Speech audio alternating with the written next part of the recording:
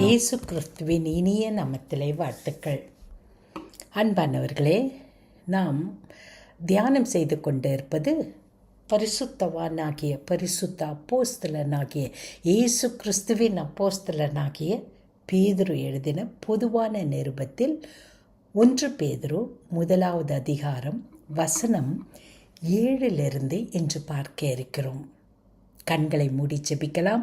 எங்களை அதிகமாய் நேசிக்கிற எங்கள் அன்பின் பரம தகப்பனே, தேவாதி தேவனே, கர்த்தாதி கர்த்தாவே, ஆண்டவரே, எங்களுடைய நம்பிக்கை மெய்யானது என்று உறுதிப்படுத்தவே பலவிதமான ஆண்டவரே சோதனைக்குள்ளாக நாங்கள் கடந்து செல்லுகிறோம். ஆண்டவரே, இந்த சோதனைக்கு காரணமாக நாங்கள் வாழ்ந்து கொண்டிருக்கிற விழுந்து போன இந்த உலகம், ஆண்டவரே, தவறான முடிவுகளை நாங்கள் எடுத்துக்கொள்விடுகிறோம். இப்படிப்பட்ட பல காரணத்தின் மூலமாக ஆண்டவரே, நாங்கள் இந்த உலகத்தில் பல வகையில், ஒரு வகையில் அல்ல ஆண்டவரே, பலவிதமான சோதனையில் கடந்து செல்லுகிறோம். ஆண்டவரே, அந்த சோதனை ட்ரையல் என்பது ஒரு சிறிது காலத்திற்கு மட்டும்தான். ஆனால் ஆண்டவரே, இந்த சோதனையிலும் நீர் ஒரு நோக்கத்தை வைத்து எங்களுடைய நம்பிக்கை உறுதியானது என்பதை நாங்கள் அறிந்து கொள்வதற்கு இந்த துன்பத்தின் ஊடாய் நாங்கள் செல்லும்போது அதை எங்களுக்கு வெற்றியாக நீர் மாற்றி தருகிறீரே, அதற்கு நன்றி ஆண்டவரே. இந்த நாளிலே தொடர்ந்து தியானிக்கும் போது தேவன் எங்களோடு பேசுவீராக. பலவிதமான கேள்விகளோடு நாங்கள் இருக்கலாம். பேசுங்க ஆண்டவரே, எங்களுடைய நம்பிக்கையை உறுதிப்படுத்துங்க. இயேசு கிறிஸ்துவின் மூலமே, ஆமேன். அன்பானவர்களே, இன்று நாம் பார்க்க இருக்கிற பகுதி 1 பேதுரு 7வது வசனம் துவங்கி 7வது வசனத்தை கடந்த தியானத்தில் ஏற்கனவே நாம் பார்த்தோம். பலவிதமான சோதனைகள் ஏற்படுகிறது. இந்த சோதனைகளின் காலகட்டத்திலே தேவன் அந்த சோதனைகளை நம்முடைய வாழ்க்கையில் நம்முடைய நம்பிக்கையை உறுதிப்படுத்துவதற்காக, நம்முடைய நம்பிக்கை உண்மையானது என்பதை நாம் அறிந்து கொள்ளத்தக்கதாக அந்த சோதனையை பயன்படுத்துகிறார். அதுவும் அவர் பயன்படுத்தும் போது வெகு காலம் அல்ல, சிறிது காலம்.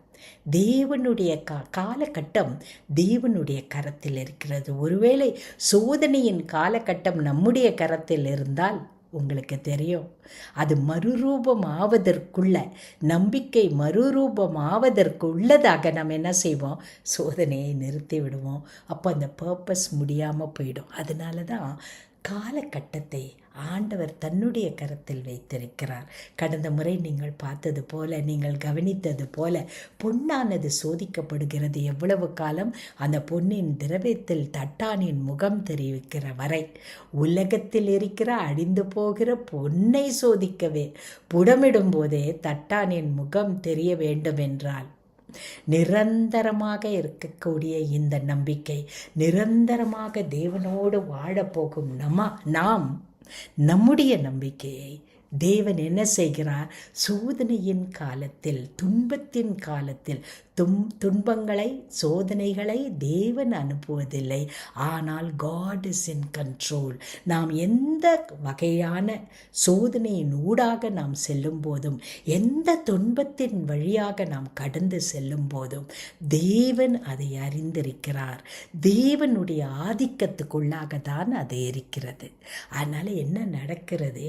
ஆண்டவர் அதை ஒரு நோக்கத்தோடு நம்மிடத்தில் எந்த நோக்கத்தோடு அதை பயன்படுத்துகிறார் என்றால், நம்முடைய நம்பிக்கை, நம்முடைய விசுவாசம் என்ன, எப்பேற்பட்டது?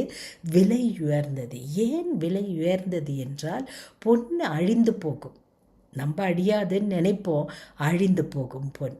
அந்த பொன்னை காட்டிலும் நம்முடைய நம்பிக்கை விலை உயர்ந்தது. காரணம், நம்முடைய நம்பிக்கை அழியாதது.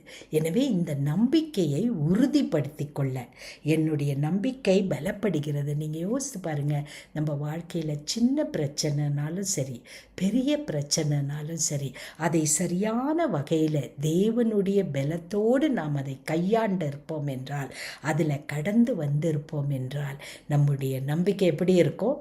பலப்பட்டிருக்கும்.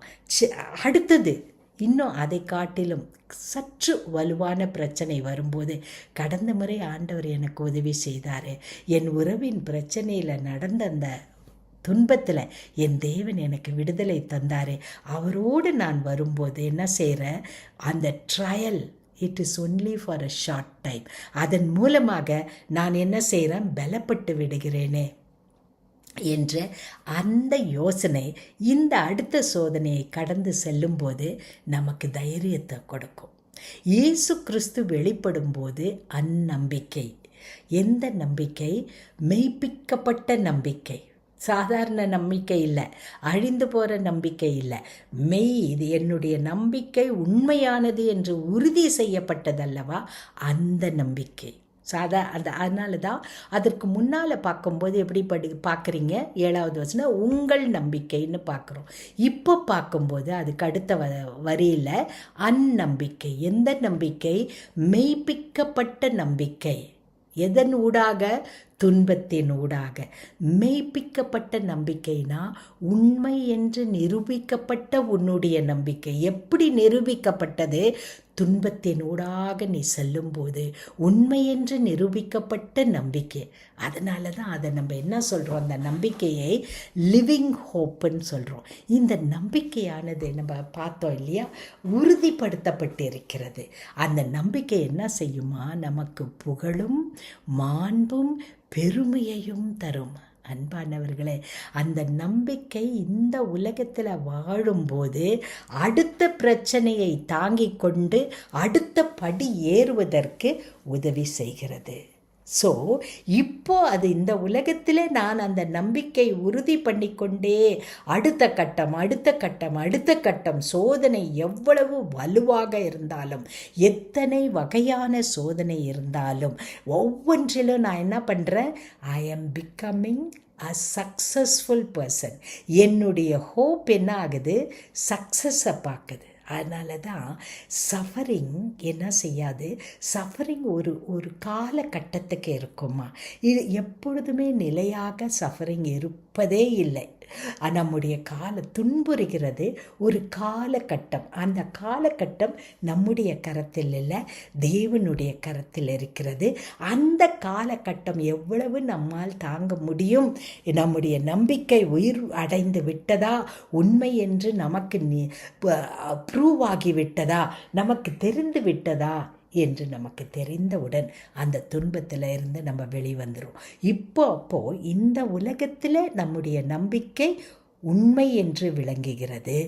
ஆண்டவர் வரும்போது, தேவன் வெளிப்படும் போது அந்த நம்பிக்கை நமக்கு எதை கொடுக்குமா, புகழ்ச்சியை கொடுக்கும், மாண்பை கொடுக்கும், பெருமையை கொடுக்கும். அப்போது சஃபரிங் லீட்ஸ் டு சக்ஸஸ் இல்லையா? நம்முடைய சஃபரிங் என்ன செய்யுது, அந்த காலகட்டம் அப்படியே கடந்து செல்லும் போது நம்மை வெற்றிக்கு நேராய் வழி நடத்துகிறது. அன்பானவர்களே, இந்த உலகத்திலும் நமக்கு வெற்றியை தருகிறது. ஏனென்றால் ஒரு பிரச்சனையிலேருந்து மீண்டு வெளியே வந்துட்டோம், இனியே பிரச்சனை இல்லைன்னு சொல்ல முடியாது. வேறு வகையில் பிரச்சனை வரும்போது புதுசாக வருகிறது இல்லையா? காலை தோறும் அவருடைய கிருபை புதியதாய் இருக்கிறது. ஏன் தெரியுமா? காலைதோறும் வருகிற பிரச்சனை புதியதாய் இருக்கிறது. எனவே தேவனுடைய கிருபையும் புதியதாய் இருக்கிறது. அதனால் இந்த கிருபையின் மூலமாக நம்முடைய நம்பிக்கையை என்ன செய்கிறோம், நம்ம உண்மையான நம்பிக்கைன்னு உறுதிப்படுத்தும் போது வாழ்க்கையில் அடுத்த பிரச்சனை வரும்போது நமக்கு என்ன கிடைக்குது, உறுதி இருக்குது. கடந்த முறையில் நான் தாண்டி வந்த என் தேவனுடைய கிருபை எனக்கு போதுமானதாக இருந்தது. இப்போ எனக்கு என்ன நடக்கும், அதிசயம் நடக்கும். அதிசயத்தை காண்பேன், வெற்றியை காண்பேன். Every trial will lead to a testimony. எந்த ட்ரையலாக இருந்தாலும், trial is only for a short period. Trial room நம்ம போகிறது ஒன்லி ஃபார் ஒரு குறிப்பிட்ட நேரத்துக்கு தான், வெளியே வந்துடுறோம் ட்ரையல் ரூம்லேருந்து. அதுபோல தான் எந்த சோதனையின் வழியாக நாம் சென்றாலும் every trial will lead to a testimony. Every trial is not permanent. ஆண்டவருக்கு நன்றி செலுத்தணும். இந்த ட்ரையலில் நம்ம போகும்போது, இந்த சோதனையில் போகும்போது, துன்பத்தின் ஊடாய் நாம் செல்லும்போது, suffering leads to success. Success என்றால் என்ன என்பதை நான் அறிந்து கொள்ள வேண்டும் என்றால், துன்புறுகிற இந்த சோதனையில் வெற்றி பெற முடியும் என்பதை நான் அறிந்து கொள்ள வேண்டும் என்றால், நான் என்னத்தின் வழியாய் போக வேண்டும்? சோதனையின் வழியாய் நான் செல்ல வேண்டும். அதனால் பாருங்க, தேவன் என்ன சொல்லுகிறார்னா, இந்த உலகத்திலேயும் நீ வாழும்போது உன்னுடைய சஃபரிங், உன்னுடைய துன்பம், உன்னுடைய ட்ரையல், சோதனைகள் உன்னை எதுக்கு நேராய் நடத்துகிறது? வெற்றிக்கு நேராய் நடத்துகிறது. இறுதியில் இயேசு கிறிஸ்து வெளிப்படும் போது இதே நம்பிக்கை, எந்த நம்பிக்கை? நம்மை சக்சஸ்க்கு நேராய் வழி நடத்தின உயிர்ப்பட்ட மெய்யான நம்முடைய நம்பிக்கை என்ன செய்கிறது? நமக்கு புகழை கொடுக்கிறது, மாண்பை கொடுக்கிறது, பெருமையை கொடுக்கிறது. இப்போ ஒரே நிமிஷம் உங்கள் மனசில் யோசித்து பாருங்கள். ட்ரையல்ஸ் வந்தால் நல்லதா, வராட்டி நல்லதா? வந்தால் நல்லதுன்னு நம்ம சொன்னாலும் சரி, வர வேண்டான்னு நம்ம சொன்னாலும் சரி, ட்ரையல்ஸு இந்த உலகத்தில் வந்து கொண்டு தான் இருக்கிறது. துன்பங்கள் வந்து கொண்டு தான் இருக்கிறது. ஆனால் அந்த துன்பம் நிலையானது இல்லை. அந்த துன்பத்தின் காலகட்டத்தில் தேவனது கிருபை நிறைவாய் இருக்கிறது. அந்த துன்பத்தின் காலகட்டத்தில் என் தேவன் என்னோடு இருக்கிறார், என்னை தனியாக விடுவதே இல்லை. மரண இருளின் பள்ளத்தாக்கிலே நடந்தாலும் நான் பயப்படேன், ஏனெனில் தேவரீர் என்னோடு கூட இருக்கிறீர். அல்லேலூயா. 8வது வசனத்துக்கு வருவோம். நீங்கள் அவரை பார்த்ததில்லை, எனினும் அவர் மீது அன்பு செலுத்துகிறீர்கள். யார் எழுதுறா இதை? பரிசுத்தவானாகிய பேதுரு. பேதுரு அவரை பார்த்திருக்கிறாரா? 3.5 வருஷம் அவரோடு கூட நெருக்கமாய் பழகினவர் பேதுரு தான், இல்லையா? முதல் முறை இயேசுவை பார்க்கும்போது அவருடைய ஃபர்ஸ்ட் என்கவுண்டர் வித் ஜீசஸ் எப்படி இருந்தது? யோவான் எழுதின சுவிசேஷத்தில் முதல் அதிகாரத்தில் பார்க்குறோம். சீமோனே, உன்னை சீமோன்னு அழைக்கிறாங்க எல்லாரும். சீமோன்னா என்ன? ரீடு. இப்படியும் ரீடுனா அந்த நாணல் இப்படியும் அப்படியும் அசைந்து கொண்டு இருக்கிற ஒரு சீமோனாதா, மனிதனாதா உன்னை மக்கள் பார்க்குறாங்க. ஆனால் சீமோனே, நான் உன்னை யாராக பார்க்குறேன்னு தெரியுமா? நான் உன்னை பாறையாக பார்க்குறேன், நீ அசைவது இல்லை என்று தேவன் அவரை சொல்கிறார். அப்படி தான் அவருடைய ஆண்டவரோடு இருக்கிற உறவு ஆரம்பமாகிறது. இறுதியாக சீமோன் பேதுரு தனியாக கூப்பிட்டு, சீமோன் பேதுரு அவரை மறுதளித்தாலும் அவரை தனியாக கூப்பிட்டு அவர்கிட்ட தான் தனி encounter, personal encounter of God யாருக்கு கிடைக்குது? சீமோன் பேதுருக்கு தான் கிடைக்குது. அப்போ கேட்குறார், என்னை நேசிக்கிறாயான்னு 2 முறை அகாப்பே அன்பை பயன்படுத்தி கேட்கிறார். ஆனால் பேதுரு பதில் சொல்கிறதெல்லாம் ஃபிலியா அன்பை பயன்படுத்தி சொல்கிறார். ஃபிலியானா என்ன அன்பு? மனுஷன்கிட்ட இருக்கிற, சகோதரர்கிட்ட இருக்கிற, நண்பர்கிட்ட இருக்கிற அன்பில் நான் நேசிக்கிறேன்றார். ஆண்டவர் தாழ்ந்து வந்து அந்த உறவு பாருங்கள் எப்படி இருக்குது அவருக்கு. அவர் நேராக முகமுகமாக பார்த்து கேட்குறாரு, உன்னோட வழிக்கே நான் வருகிறேன், நீ அந்த வகையில் என்னை நேசிக்கிறாயா?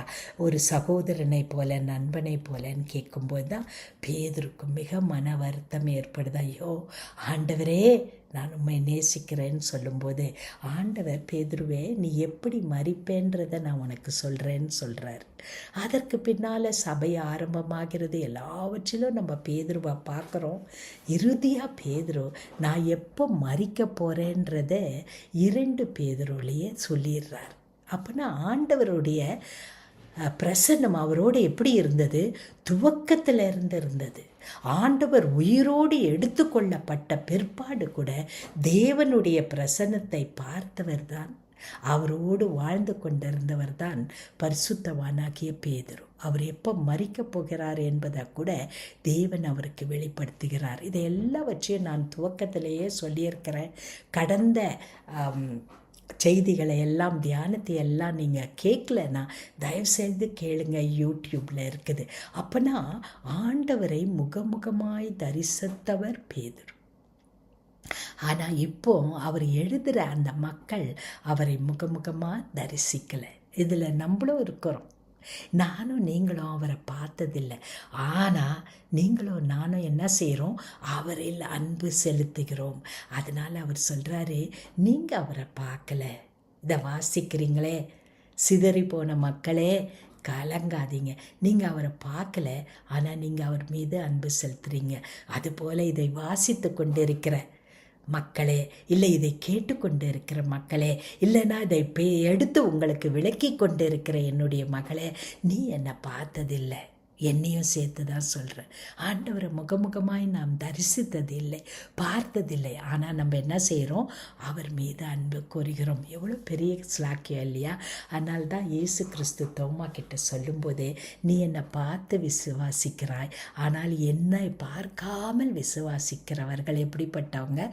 They are blessed. நீயும் நானும் ஆண்டவரால் ஆசீர்வாதத்தை பெற்றுக்கொண்டவர்கள். இப்பொழுதும் நீங்கள் அவரை கண்டதில்லை, ஆனால் நீங்கள் இன்னும் அவரை பார்க்கல. ஆனால் அவர் மீது என்ன இருக்குது? உங்களுக்கு நம்பிக்கை இருக்குது. நம்பிக்கை இருக்கா?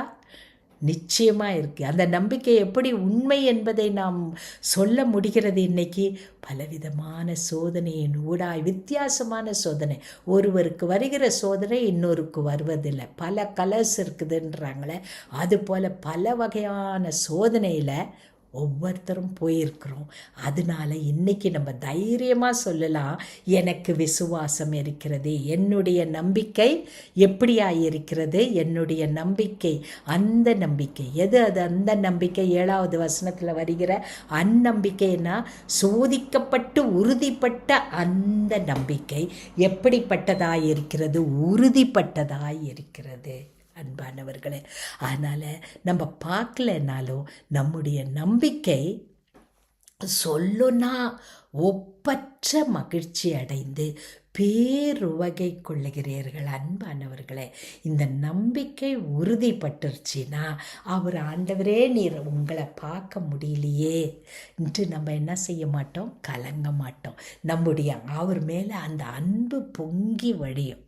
ஏன்னா அவர் நம்ம இந்த துன்பத்தின் ஊடா நம்ம செல்கிறோம் பாருங்கள். பலவிதமான சோதனையின் ஊடா செல்லும்போது அவரை அனுபவித்திருப்போம். உங்களுக்கு விளங்குது நான் சொல்கிறதுன்னு நினைக்கிறேன்.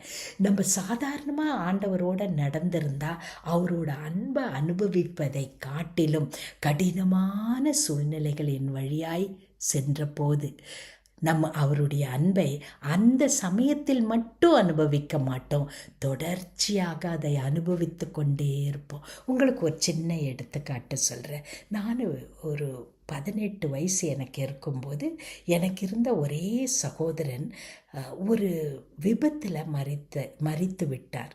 அவர் மரித்த போது அதை தாங்கிக் கொள்ளக்கூடிய வலிமை இல்லை. நான் ஆண்டவருடைய பிள்ளையாக இருந்தேன். ஆண்டவரே, நான் உம்முடைய பிள்ளைதானேன்னு நான் யோசித்துட்டு இருக்கும்போது ஆண்டவருடைய அன்பை நான் உணர்ந்தம்மா. அதை எப்படி எனக்கு வெளியில் சொல்கிறதுன்னு தெரியல.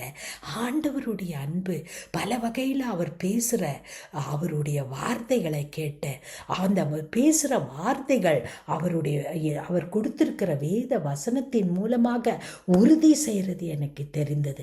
அது மட்டும் இல்லை, சகோதரன் இல்லையேன்னு உலகத்தில் நான் கடந்து செல்லும்போது உண்மையான சகோதரனாக நான் இருக்கிறேன்னு சொல்கிற அநேக மனிதரை என் வாழ்க்கையில் கண்டேன். அன்பானவர்களே, அந்த நாள் மட்டும் நான் காணல, இன்றும் நான் கண்டு கொண்டு தான் இருக்கிறேன். எத்தனையோ காலங்கள் கடந்து விட்டது. ஆனால் இந்த நிலையிலுமே அன்று பார்த்த அதே அன்பை சகோதரனாய் என் தேவன் மட்டும் இல்லை, இந்த உலகத்தில் அநேகரை எனக்கு சகோதரராய் எழுப்பி ஆண்டவர் தன்னுடைய அன்பை என்னிடத்தில் வெளிப்படுத்துவதை அந்த காலகட்டத்தில், அந்த பாடுகளின் காலகட்டத்தில் மட்டுமில்லை, இன்றும் அனுபவிக்கிறேன். அன்பானவர்களே, சில காரியம் நமக்கு விளங்காது, நம்ம படுற பாடு நமக்கு விளங்காது, நம்ம போகிற துன்பம் நமக்கு விளங்காது. ஆனால் ஒன்று தெரியும், ஆண்டவருடைய அன்பு அந்த காலகட்டத்தில் நமக்கு மிகுதியாக இருக்கும், புத்திக்கு எட்டாத அன்பாக இருக்கும். அதோடு நிறுத்தப்படுவதில்லை. அந்த அன்பை நாம் உணரும் போது நம்முடைய நம்பிக்கை, அதனால தான் அந்நம்பிக்கை, அந்த நம்பிக்கை உண்மையான நம்பிக்கை என்பதை நாம் உறுதிப்படுத்தி கொள்வோம். இந்த நம்பிக்கை என்பது தான்மா கிறிஸ்தவ வாழ்க்கையின் அடித்தளம். ஃபவுண்டேஷன். விசுவாசம் இல்லாமல் ஒருவன் என்ன செய்ய முடியாது?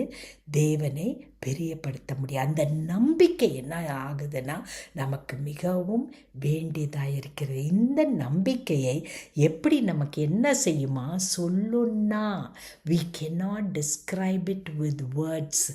It is beyond words. வார்த்தைகளே இல்லை. ஒப்பற்ற மகிழ்ச்சி அடைந்து பேருவகை தரும். இந்த உவகைமா, இந்த மகிழ்ச்சி உலகம் நமக்கு தர முடியாது. உலகம் நமக்கு சந்தோஷத்தை தரலாம், ஆனால் பேருவகை மகிழ்ச்சி it does not depend on the happenings of the world. என்ன ட்ரையல்ஸ் இந்த உலகத்தில் வந்தாலும் உன்னுடைய பேருவகை எதன் பேரில் இருக்கிறது? உன்னுடைய நம்பிக்கை. எந்த நம்பிக்கை? இயேசு கிறிஸ்துவின் பேரிலே, இயேசு கிறிஸ்துவின் அன்பிலே நான் வைத்திருக்கிறேன் அல்லவா, அந்த நம்பிக்கையிலே இருக்கிறது. அது என்ன செய்யுமா? ஒப்பற்றதாக இருக்கும். எதனோடையும் அதை ஒப்பிட்டு அந்த மகிழ்ச்சியை பார்க்கவே முடியாது. அதனால தான் நம்ம திரும்ப திரும்ப சொல்கிறோம், the greatest miracle in life, ஆண்டவரை ஏற்றுக்கொண்ட பிற்பாடு என்னுடைய வாழ்க்கையில் நடக்கிற ஒரு மிக மிக மிக உயர்ந்த அற்புதம் என்ன என்றால் சந்தோஷமும். சந்தோஷம்னா என்ன? மகிழ்ச்சி, பேருவகை, ஜாய். அந்த மகிழ்ச்சியும் சமாதானமும், இந்த மகிழ்ச்சியும் சமாதானமும் இந்த உலகத்தில் இருந்து நம்ம பெற்றுக்கொள்ளவே முடியாது. அதனால்தான் ஆண்டவர் சொன்னார் இல்லையா, நான் உங்களுக்கு சமாதானத்தை விட்டு செல்லுகிறேன். இங்கே என்ன சொல்கிறாரு? ஒப்பற்ற மகிழ்ச்சி அடைந்து பேருவகை கொள்ளுகிறீர்கள். எப்படி நம்ம ஆண்டவரை பார்க்கல, அவருடைய சத்தம் கூட நமக்கு உலக சத்தத்தை போல கேட்கல இல்லையா? ஆவியின் சத்தமாக தான், ஆவியானவர் பேசுகிறத தான் நம்ம தொடர்ந்து கேட்டுக்கொண்டு இருக்கிறோம். ஆனால் இந்த பேருவகை எப்படி கிடைக்குதுன்னா, இந்த ட்ரையல்ஸ், துன்பங்கள் ஊடாக நம்ம செல்லும்போது நம்முடைய நம்பிக்கை அவரை பார்க்காமலேயே நம்முடைய நம்பிக்கை என்ன செய்து உறுதிப்பட்டு விடுகிறது. இந்த உண்மையான நம்பிக்கை இருக்குது பாருங்க, இது நமக்கு மகிழ்ச்சியை கொடுக்கும், பேருவகையை கொடுக்கும். அன்பானவர்களே, வாழ்க்கையில் மகிழ்ச்சி, ஜாய், சந்தோஷம் இல்லைம்மா, சந்தோஷம்னும் போது happiness depends on the happenings of the world. Joy, it is based on your relationship with God. அதை தான் இங்கே சொல்கிறார். இந்த ரிலேஷன்ஷிப் ஆண்டவரை பார்க்க முடியாத போதே இந்த உறவு எப்படி பலப்பட்டதாக இருக்கும்னா, பலவிதமான பாடுகளின் ஊடாய் நம்ம செல்லும்போது ஒவ்வொரு முறையும் படிப்படியாக என்ன செய்து அந்த நம்பிக்கை மெய்யான நம்பிக்கை, இயேசு கிறிஸ்து மீது நான் வைத்திருக்கிறது உண்மையான நம்பிக்கை. இந்த நம்பிக்கை என்ன செய்யும்? என்னை எந்த சோதனையிலேயும் விழுந்து போக செய்யவே செய்யாது. எந்த சோதனையின் மத்தியிலும் என்னை வெற்றி பெற செய்யும். Suffering leads to success. எல்லா சோதனையிலும் மகிழ்ச்சியை நான் காண்பேன். அதுதான் வெற்றி. அதை தான் அந்த இடத்துல அவர் சொல்லி கொண்டு செல்கிறார். அருமையான வசனம் இல்லையா? பேதுரு சொல்கிறாரு, நான் பார்த்துருக்கிறேன், அவர் கூடயே தான் வாழ்ந்திருக்கிறேன், நான் உயிர்த்தெழுந்த இயேசு கிறிஸ்துவையும் நான் பார்த்துருக்கிறேன், ஆனால் நீங்கள் எல்லாம் பார்த்ததில்லை. ஆனால் நீங்கள் பார்க்காம இருந்தோம், நீங்கள் அவரை அன்பு கூறுறீங்க. நீங்கள் பார்க்காம இருந்தோம், உங்களுடைய நம்பிக்கை என்னத்தை உங்களுக்கு கொடுக்குது? நீங்கள் பார்க்காமல் இருக்கும்போது கொண்டிருக்கிற அந்த நம்பிக்கையின் மூலமாக, அந்த அன்பின் மூலமாக நம்பிக்கை உறுதிப்படுகிறது இல்லையா? அது உங்களுக்கு எதை கொடுக்கும்? பேருவகையை கொடுக்கும். ஸோ நம்ம எல்லாரும் சொல்லலாம் இல்லையா, சஃபரிங் சிறிது காலம்தான், suffering not permanent, suffering leads to success. இவ்வாறு உங்கள் நம்பிக்கையின் குறிக்கோளான ஆன்ம மீட்பை பெறுகிறீர்கள். 9வது வசனம், ஆன்ம மீட்பு, ஆவிக்குரிய மீட்பு நம்ம பெற்றிருக்குது. இறந்து போன அந்த ஆவி என்று நாம் இயேசு கிறிஸ்துவை நம்முடைய தேவனாக, நம்முடைய ராஜாவாக, நம்முடைய வாழ்க்கையை நடத்துகிறவராக நாம் ஏற்றுக்கொள்கிறோமோ, விசுவாசிக்கிறோமோ? ஆண்டவரே, நீர் எனக்காக வந்தீர், எனக்காக மரித்தீர், பழுதற்ற பலியானுங்க எனக்காக உம்முடைய ஜீவனை கொடுத்தீர் என்று நம்புகிறோமோ, விசுவாசிக்கிறோமோ, அது நமக்கு ஆத்ம மீட்பை கொடுக்கிறது. இந்த நம்பிக்கையின் குறிக்கோள் என்ன? குறிக்கோள், இந்த நம்பிக்கை எதுக்காக? அந்த குறிக்கோள்னா எதுக்காக எய்ம் பண்ணுறோம்? ஆத்ம மீட்புக்காக. அந்த ஆத்ம மீட்பை நாம் பெற்றுக்கொள்ள வேண்டும் என்றால் நம்பிக்கை நமக்கு மிக மிக அவசியம். ஸோ இந்த நம்பிக்கையை குறித்து எப்படியெல்லாம் சொல்ல வேண்டுமோ அப்படியெல்லாம் சொல்லிட்டார். அதனால் ஆண்டவரே, நாங்கள் உம்மை பார்த்ததில்லைப்பா, ஆனால் உண்மையில் நாங்கள் என்ன செய்கிறோம்? அன்பு கோருகிறோம்.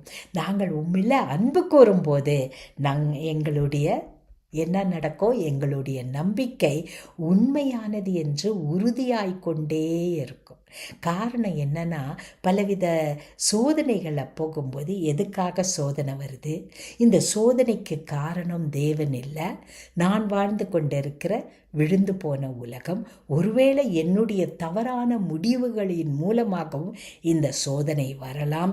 எப்படி இந்த சோதனை வந்தாலும் அந்த சோதனையின் ஊடாக என் தேவன் என்னோடு கூட இருக்கிறார். சில காலம்தான் இந்த சோதனை இருக்கும். ஆண்டவர் என்ன செய்கிறார்? ஆண்டவருடைய ஆதிக்கத்துக்குள்ளாக நான் இருப்பதினால் அவர் என்னுடைய வாழ்க்கையில் இந்த சோதனையின் காலகட்டத்தில் என்னை நடத்துகிறார். இதுதான் அன்பு நமக்கு வெளிப்படுத்துகிற காரியம். அன்பின் தேவன் பேரிலே நாம் பார்க்காமல் வைத்திருக்கிற அன்பு இதை தான் வெளிப்படுத்தும். இதை கண்டு கொள்ளும் போது நம்முடைய நம்பிக்கை உறுதிப்படுகிறது. இப்படி உறுதிப்படுத்தப்பட்ட உண்மையான நம்முடைய நம்பிக்கையின் குறிக்கோளாகிய ஆத்ம மீட்பை நாம் பெற்றுக்கொள்கிறோம். ஹல்லேலூயா. கண்களை மூடி ஜெபிப்போமாக. அன்பின் பரமதகப்பனே, எங்களுடைய ஆத்ம மீட்பு ஆண்டவரே, தேவாதி தேவனே, நாங்கள் பெற்றுக்கொள்ளுவதற்கு அப்பா தேவாதி தேவன் எங்களுடைய நம்பிக்கையை எங்களுக்கு வருகிற பல சோதனைகளின் மூலம் எங்களோடு கூட இருந்து அந்த துன்புறுகிற காலத்தில் எங்களோடு கூட இருந்து கிருபையை கொடுத்து எங்களுடைய நம்பிக்கையை நாங்கள் உறுதிப்படுத்தி கொள்ள நீர் எங்களுக்கு உதவி செய்கிற உம்முடைய மகா அன்புக்காக உமக்கு ஸ்தோத்திரம் ஐயா, ஸ்தோத்திரம். ஆமாண்டவரே, நாங்கள் கடந்து செல்லுகிற பாதைகள் கடினமாக இருக்கலாம், கரடு முரடாக இருக்கலாம், அதிக காலமாக இந்த பாதையில் செல்லுகிறோமே என்று கூட நாங்கள் நினைக்கலாம். ஆனால் நாங்கள் உம்முடைய ஆதிக்கத்துக்குள்ளாக இருக்கிறோம், உம்முடைய அன்புக்குள்ளாக நாங்கள் இருக்கிறோம். எனவே அனைத்தையும் நீர் பார்த்து கொள்ளுவீர் என்ற நம்பிக்கையோடு எங்களை உம்முடைய கரத்தில் அர்ப்பணிக்கிறோம். ஒரு தீமையும் ஆண்டவரே எங்களுக்கு நேரிடாமல் எங்களை உன்னதமானவரின் மறைவிலே மறைத்து கொள்ளுவீர். எந்த துன்பம் எங்களுக்கு நேரிட்டாலும் ஆண்டவரே அந்த துன்பத்தினூடே நீரே அனைத்தையும் எங்களுக்காக சுமந்து எங்களுக்கு விடுதலை கொடுக்கிறவர் நீர். அதற்காக நன்றி. இயேசு கிறிஸ்துவின் அன்பின் அடிப்படையில் உம்முடைய பாதுகாப்பின் அடிப்படையிலே எங்களை ஒப்பு கொடுக்கிறோம். இயேசு கிறிஸ்துவின் வல்லமை உள்ள நாமத்தில் கேட்டுக்கொள்கிறோம் பிதாவே. ஆமேன், ஆமேன்.